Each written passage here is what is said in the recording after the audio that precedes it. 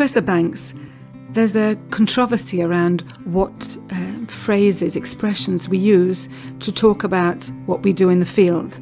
Is it intercultural education, multicultural, etc.? How do you stand in this debate? Yeah, I think the labeling issue becomes very complex and very challenging and very contentious. But I think that we're talking about a set of issues.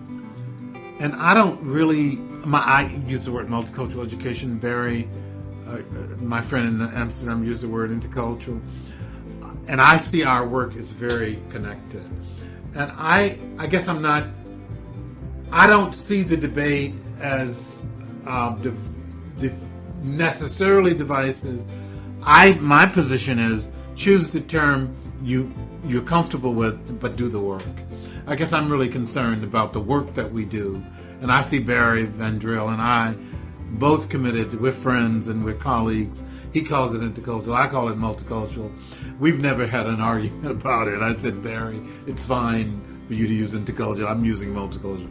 I see our work as connected. I see the goals and the project as being synonymous. And I'm not going to get hung up over whether it's intercultural or multicultural, as long as we do the work.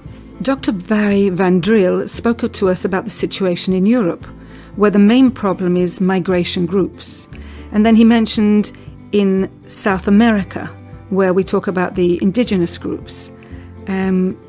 What's the situation in America today? Well, we're talking about it, all of the above in America.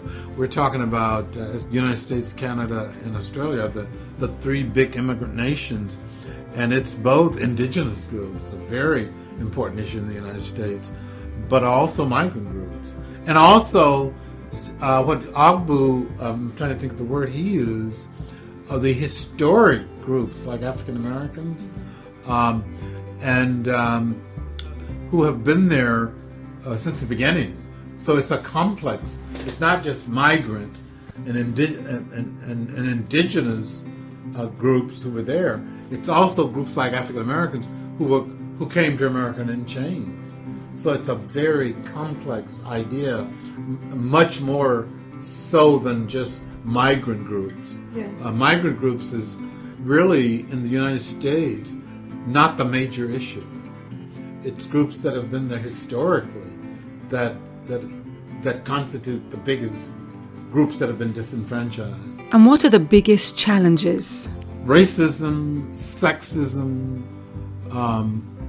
social class inequality. I think one of the biggest is social class. I mean, if you are Black or Latinx and middle class, you are able to escape or not experience many of the degrading aspects of racism. But no matter how economically how much economic success an African American has, there's still a glass ceiling. But some of the biggest problems is social class inequality in the United States, and it's growing, given the current context of the United States. And of course, racism is still a major problem.